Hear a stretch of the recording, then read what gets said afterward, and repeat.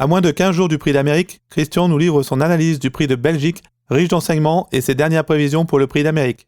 Bonjour, je suis Stéphane de Turf Media et voici un nouvel épisode de notre série de podcasts spécial Prix d'Amérique 2017.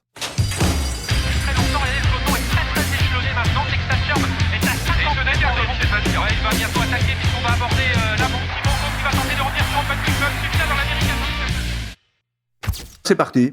Donc, les qualifications pour le Prix d'Amérique ont livré le nom des heureux élus. Il y a quand même eu plusieurs surprises. Je reviendrai sur les surprises. Je repars à partir du jour de Noël. Jour de Noël, on avait le Critérium Continental, qui était une course réservée donc aux 4 ans. Et cette course Critérium Continental se déroulait sur 2100 mètres. Bon, alors c'est toujours pareil, 2100 mètres, ça n'est pas la distance de Prix d'Amérique. C'est un petit peu le point d'interrogation que je mettrai sur ce type d'épreuve. Mais cette course avait quand même réuni 16 partants. Elle s'est déroulée, je dirais, par une piste en bon état, une température de 10 degrés.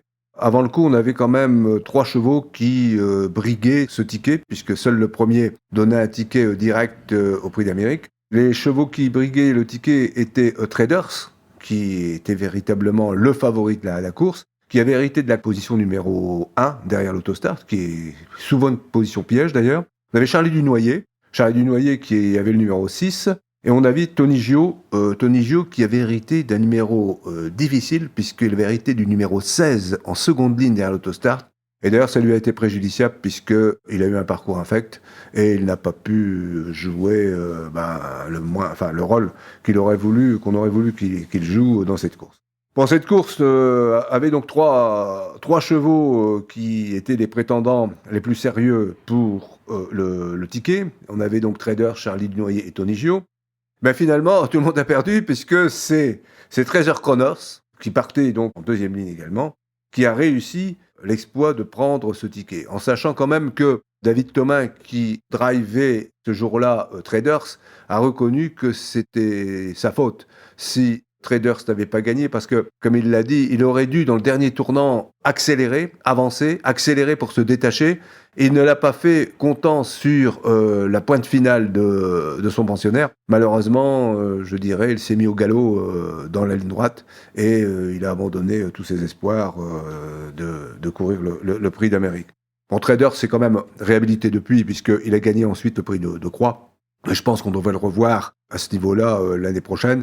En attendant, il courra peut-être, comme Tony Gio d'ailleurs, et Charlie Dunoyer, le Prix du Luxembourg, qui est une course qui déroule sur 2100 mètres et qui se déroule la veille du Prix d'Amérique. Voilà, donc Treasure Connors, on a profité, bien à l'abri derrière Day of Light. Treasure Connors a jailli dans la ligne droite pour l'emporter, donc devant Day of Light. Je dirais donc ces 2 chevaux ils sont partis en seconde ligne, mais étaient dans la bonne dynamique de la seconde ligne, avec le 11 et le 13. Ensuite, troisième, Charlie Dunoyer. Cobra Bleu, qui a fait une très belle course, qui avait le 8 également, donc parti à l'extérieur en première ligne, c'était pas facile, mais il a fait une très bonne course. Et puis, évidemment, Timon Eck, à qui il a certainement manqué une course pour pouvoir obtenir un meilleur classement. Donc, le ticket est donc pour Treasure Connors. Bon, maintenant, il faut être réaliste. Je pense que Treasure Connors a disputé son Prix d'Amérique. Et il m'étonnerait fort que Treasure Connors se classe dans les 5 premiers de l'épreuve phare. Le même jour avait lieu, donc le jour de Noël, avait lieu le Prix Ténor de Beaune. C'est une course qui était réservée aux 5 ans. Et là, on avait, si vous voulez, un autre scénario, puisque nous avions effectivement là une distance qui était plus celle en rapport avec celle du Prix d'Amérique. Et on avait un certain 3 chevaux qui, là aussi, prétendaient obtenir ce ticket. Nous avions Bolero Love, qui était l'un des favoris tout indiqués. Bélina Josselin, qui avait été extrêmement malheureuse dans les 2 autres épreuves qualificatives précédentes. Et nous avions le fameux, toujours, Burt Parker. Burt Parker qui est toujours dans une position intermédiaire. Il fait 4e et il a du mal à rentrer dans les 3 premiers. Et nous avions également un quatrième cheval qui nourrissait quand même beaucoup d'espoir. C'était Cash Gamble. Bon, malheureusement, Cash Gamble est parti au galop. Il est parti au galop et donc il a abandonné vraiment tous ses espoirs. Il est bien revenu ensuite, il était longtemps dernier, il est bien revenu dans la ligne droite, mais l'effort était trop intense et il n'a pas pu mener, son effort jusqu'au bout. L'épreuve a surtout été dominée, en l'occurrence par 3 chevaux qui se sont battus. On a même eu un 4e qui préfigurait peut-être de ce qui allait se passer un peu plus tard. On avait donc eu une lutte formidable entre Bolero Love, Bélina Josselin et Burt Parker. Burt Parker a fait toute la course à l'extérieur de Bélina Josselin et il n'a pas pu, en l'occurrence, battre Bélina Josselin qui s'est montré très dur. Parce qu'elle a gardé, on peut le dire, une tête sur Burt Parker à l'arrivée. Bolero Love en troisième. Et quatrième, alors à 300 de ligne droite extraordinaire, Briac d'Arc. Briac d'Arc s'il y avait eu, je pense, 50 mètres de plus, il aurait peut-être gagné. Le problème, c'est qu'il a été disqualifié, ce cheval, pour ses allures. C'est toujours un cheval qui est limite dans ses allures. Et avec lui, c'est toujours un coup de poker. Où il est disqualifié, où il peut gagner. Mais ce jour-là, il avait déjà montré le bout de son museau. Donc, Bélina Josselin, qualifiée, prend le ticket réservé au vainqueur de cette épreuve. Le 1er janvier, nous avons eu le Prix de Bourgogne. Prix de Bourgogne, alors là aussi, 2100 mètres, donc c'est pas la distance du Prix d'Amérique, un groupe 2. Et le problème même du Prix de Bourgogne, c'est que j'ai quand même été surpris quand j'ai vu la liste, tout au moins le nombre de partants, il n'y a eu que 14 partants dans cette épreuve. Alors, est-ce que c'est parce que au départ, il y avait Bold Eagle et puis Timoko? Je pense que la présence de ces deux chevaux ont certainement dû dissuader plus d'un cheval de se présenter. Enfin, il restait quand même un troisième triquet à prendre. Et effectivement, Bold Eagle et Timoko ont assuré le spectacle. Ils se sont livrés à un duel magnifique qui a tourné à l'avantage des plus jeunes, évidemment. Mais le troisième était une grosse surprise puisque, en l'occurrence, Booster Winner, qui avait la possibilité au 5e rang, il y avait le numéro 5 au départ de l'Autostar, sur la première ligne. Booster Winner est venu ramasser tout le monde et prendre 2 troisièmes tickets. Bon, là aussi, un peu la même chose que pour Treasure Connors. Booster Winner aura du mal à répéter cette performance et ne devrait pas rentrer dans le quintet du prix d'Amérique. Ensuite, le 15 janvier, nous avons eu donc la dernière des 4B, c'est-à-dire le Prix de Belgique. Alors, le Prix de Belgique, en l'occurrence, a changé un petit peu de configuration, puisque auparavant, le Prix de Belgique imposait un rendement de distance, je dirais, aux chevaux qui avaient beaucoup de gains. C'est un groupe 2, donc, qui se court sur 2850 mètres. Donc, 2850 mètres, on est déjà plus dans la configuration du Prix d'Amérique qui se dispute sur 2700 mètres. 2850 mètres grande piste et qui donne 120 000 euros d'allocation, en l'occurrence, pour, je dirais, ce prix, ce groupe 2. S'il est réservé aux chevaux âgés de 4 à 10 ans, donc c'est-à-dire les chevaux qui ont des lettres dans leur nom qui commencent par D à T, donc le dernier, bon, évidemment, T c'est Timoko, donc Timoko a 10 ans, donc il va faire de toute façon son dernier prix d'Amérique. Les Hongres exclus toujours, et qui ont gagné au moins 160 000 euros. Donc, les priorités également données à ceux qui ont terminé premier, deuxième, troisième des prix de Bretagne, de Bourgogne et du Bourbonnais. Donc, rares sont ceux qui font le doublé dans cette épreuve. Le seul à avoir fait le doublé, c'est Bold Eagle, l'année dernière, et en sachant que Ourazi l'a déjà fait aussi. Ourazi qui détient d'ailleurs le record de victoires dans cette course avec 4 victoires consécutives d'ailleurs, ce qui est vraiment phénoménal. Le meilleur temps étant détenu par Maharaja depuis 2011 en 1 minute et 13 secondes. Et cette course là aussi, on doit dire que c'était une course qui était véritablement la dernière chance pour plusieurs chevaux. Alors je pense à Hakim du Cap-Vert, qui avait en l'occurrence eu un problème aussi à une jambe, et qui a fait une rentrée quelque peu discrète à Mons en Belgique, où il avait été battu par Open Quick notamment, et qui donc essayait de prendre un ticket parce que lui, sa participation au gain n'était pas automatique. Nous avions évidemment Amiral Sacha qui là aussi avait été malade, puisque quand il fait froid, c'est un cheval qui connaît des problèmes respiratoires récurrents. Nous avions Bolero Love qui a été battu, je dirais qu'il venait d'être battu, évidemment, dans le ténor de Bonne par Bélina Josselin. Et puis, nous avions un cheval qui faisait sa réapparition, c'était Oasis B. On avait un certain nombre de chevaux qui espéraient beaucoup prendre un ticket. Il y avait également Lionel qui participait, mais qui était déjà qualifié.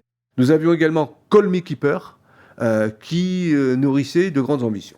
Finalement, on a eu une course assez bizarre. Call Me Keeper a pris les choses en main très rapidement. Donc il a mené le train de la course. Lionel est venu à ses côtés.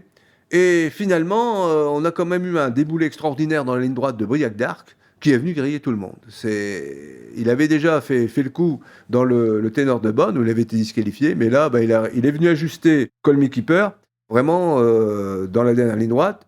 Mais la meilleure note pour moi, je la décernerai à Wildonné. Wildonné, c'est une jument qui arrive en France, précise une flatteuse réputation en Suède. Elle avait gagné d'ailleurs aussi aux États-Unis l'Amblottenian, donc qui est une des grandes épreuves réservées aux jeunes chevaux. Et Wildonné était drivé également par Franck Nivard. Et Franck Nivard nourrissait de grands espoirs avec Wildonné. Finalement, ça s'est confirmé parce que Wildonné, pour sa première participation, c'est elle qui a le mieux terminé. Elle a même terminé plus vite que Briac d'Arc. Et je peux dire que Franck Nivard pensait qu'elle n'était pas encore à 100%. Effectivement, la jument n'était pas encore à 100%. Et si elle monte encore un peu en condition pour le Prix d'Amérique, moi, je la crois tout à fait capable de venir prendre un petit lot dans la course reine. Donc, si on fait les comptes, voilà quels sont les chevaux qui se sont qualifiés pour le Prix d'Amérique, qui aura donc lieu le 29 janvier. Nous avons Annamix, Bélina Josselin, Bold Eagle, Booster Winner, Lionel, Princesse Griffe, Propulsion, Timoko, Treasure Chronos, Voltigeur de Myrte, Briac d'Arc, Call Me Keeper, Wildonné. Donc, ça fait 13 chevaux. 13 chevaux, il nous manque donc 5 chevaux, en sachant qu'on a quand même un point d'interrogation concernant Propulsion, qui a été déclaré non partant dans l'épreuve du Prix de Belgique, parce qu'il a un postérieur qui s'est mis à enfler, et bon, effectivement, ça risque de lui être préjudiciable, parce qu'il risque peut-être de manquer d'une course pour le Prix d'Amérique. Amiral Sacha étant le cheval qui est le premier remplaçant.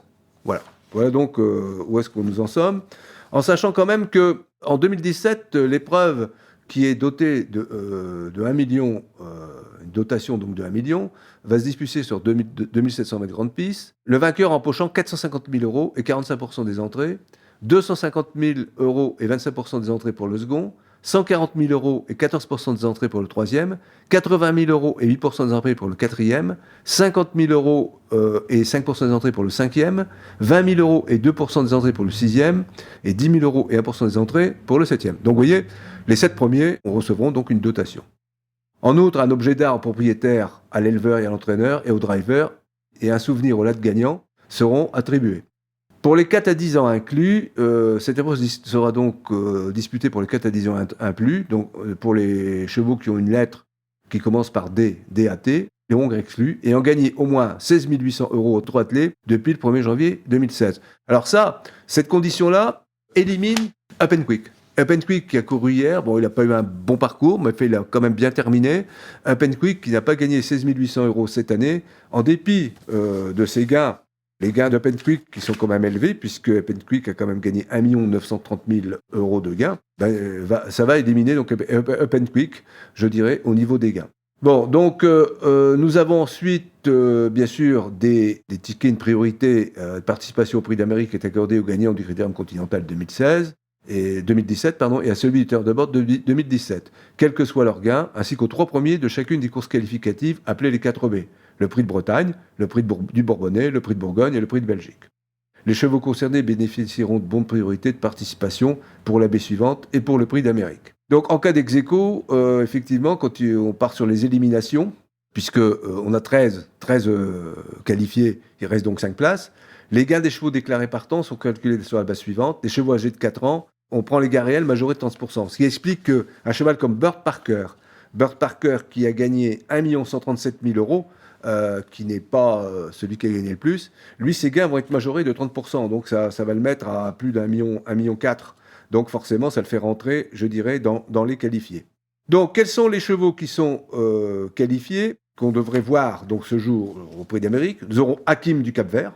Le problème d'Hakim du Cap-Vert, c'est que il a quand même fait hier, il a quand même pas si bien couru que ça, et il risque de manquer d'une course. Nous aurons Annamix, Bélina Josselin, Bird Parker, donc, qui se qualifie donc au gain. Bold Eagle, Booster Winner, Lionel. Nous aurons également...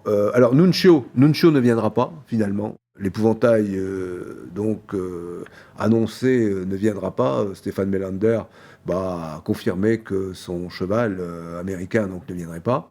Oasis B, donc qui sera qualifié lui également au gain. Hier, il a quand même fait une rentrée bien discrète, il faut bien le dire. Princess Griffe, Propulsion, pour lequel il y a un point d'interrogation quant à la participation. Thiego Détang, qui je pense visera surtout le Cornulier qui se déroulera une semaine avant le Prix d'Amérique. Timoko, Treasure Chronos, qui n'a pas de gros espoir. Univers de Pan, qui sera évidemment qualifié, mais qui hier, n'a pas si bien couru que ça. Up and Quick, qui lui, au gain, pouvait être qualifié, mais qui n'a pas gagné 16 800 € cette année. Et puis Voltigeur de mer. Voilà, en l'occurrence, probablement les chevaux qui participeront au Prix d'Amérique, en sachant que le premier remplaçant, en cas de forfait de l'un d'entre eux, sera Amiral Sacha. Voilà, donc nous avons quand même bien avancé concernant ce Prix d'Amérique. Un Prix d'Amérique qui, je le pense, on y reviendra par la suite, risque fort d'être offert à Bold Eagle parce que Timoko commence à vieillir aussi. Il a quand même 10 ans, même s'il est encore à de beaux restes.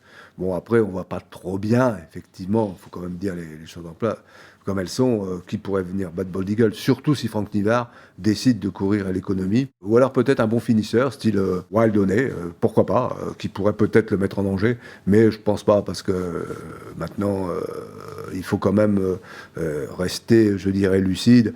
Bold Eagle termine toujours ses courses très vite, et s'il court à l'économie, ce sera difficile à battre. Donc, voilà pour le Prix d'Amérique, mais je voudrais quand même, aujourd'hui, vous présenter une course qui va avoir lieu, une course virtuelle qui va avoir lieu, c'est la course des légendes. Je ne sais pas si certains d'entre vous se souviennent, cette course a eu lieu pour le prix de l'Arc de Triomphe, donc pour les galopeurs, qui a eu lieu à Chantilly, donc en l'occurrence en 2016, donc au mois d'octobre dernier, le premier dimanche d'octobre. Et on avait déjà eu, je dirais, la victoire de Ribot, qui est un cheval qui a couru vraiment il y a des lustres et que peu de turfistes connaissent. Et vraiment, cette course avait été quand même c'est assez enthousiasmant. Et on a fait la même chose. Paris Turf a remis le couvert, puisqu'il a fait la même chose concernant, en l'occurrence, les trotteurs. Et là, il n'y aura pas 18 partants cette fois-ci, parce qu'on a peut-être trouvé que c'était peut-être beaucoup. On aura 14 partants. Mais alors, attendez, quand je vais vous dire les noms, vous allez voir que la course s'annonce extraordinaire. Alors, premier, numéro 1, nous avons Gélinotte, qui a été une jument qui a enthousiasmé les turfistes dans les années 50, 55, 56. Après, on a Jamin. Alors, Jamin a tout gagné. Il a tout gagné, Jamin. Et alors, il a fait un exploit extraordinaire. Il a gagné 2 prix d'Amérique, mais il a gagné un prix d'Amérique en rendant 25 mètres. Et là, puisqu'à l'époque, on rendait la distance pour ceux qui avaient gagné, il a gagné un prix d'Amérique, il a fait 3e, un prix d'Amérique en rendant 50 mètres. Je crois qu'aujourd'hui, aucun des chevaux qui courront le prix d'Amérique le 29 janvier ne serait capable de faire ça. Aucun, même Bold Eagle. Ensuite, nous avons Roquépine. Alors là, c'est pareil, Roquépine, c'est une jument qui a gagné partout, sur tous les hippodromes. C'est véritablement une machine à trotter, et là aussi, c'est véritablement... elle a gagné, elle aussi, 3 fois le prix d'Amérique, c'est peu dire. Bellino 2. Alors, Bellino 2, lui, c'est véritablement un diesel, mais alors quand il est lancé, je peux vous dire que vous pouvez vous accrocher à ses bases, parce que lui va mener un train d'enfer. Idéal du Gazo, Ourazi, qui est le recordman des victoires dans le prix d'Amérique avec 4 victoires. Ténor de Bonne, qui s'est présenté après 30 victoires, s'est présenté invaincu au prix d'Amérique qu'il a gagné. Cocktail Jet, Moneymaker, la reine américaine, Général du Pommeau, qui a gagné le prix d'Amérique vraiment en survolant l'épreuve comme personne ne l'avait fait. Varenne, qui était un cheval italien qui a gagné 2 fois le prix d'Amérique, et lui aussi a gagné sur tous les hippodromes, c'était véritablement un combattant. Jacques de Bellouette, Reddy Cash, et bien sûr, Bold Eagle.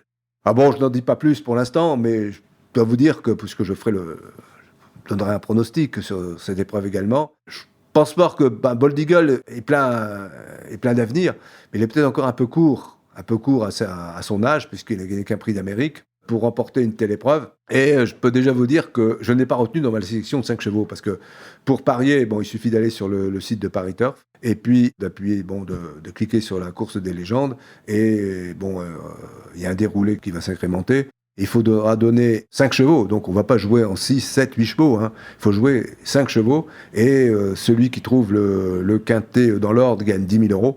Et dans le désordre, c'est 5 000 euros. Bon, après, il y a des bons pour les gens qui en trouvent 3 ou 4, etc. Bon, des bons de 100 euros, etc. à gagner, etc. Donc voilà, en quelque sorte, la course qui se profile à l'horizon et qui va être une course formidable à voir et qui préfigure peut-être l'avenir des courses dans les années futures. Puisqu'on arrive à l'heure du numérique, hein, on le dit tant et plus, à l'heure du digital et du numérique, et je pense qu'il y aura certainement des courses qui vont arriver de cette façon-là. Voilà, écoutez, je vous donne rendez-vous prochainement pour, là, effectivement, faire le pronostic de ces 2 belles courses qui sacreront de toute façon de grands champions. Et d'ici là, espérons que tous ceux qui sont qualifiés y participeront, qu'il n'y aura pas de coup dur, c'est-à-dire de chevaux qui seront accidentés. Bon, à cause des légendes, je peux déjà vous dire qu'il n'y a pas de problème, puisque la plupart d'entre eux sont décédés, donc ça, il n'y a aucun problème. Mais pour la course du Prix d'Amérique, on aura peut-être quelques surprises à venir dans les jours qui viennent. Très longtemps, le peloton est très échelonné maintenant. Texas Sherb est à 50 mètres. Il va bientôt attaquer puisqu'on va aborder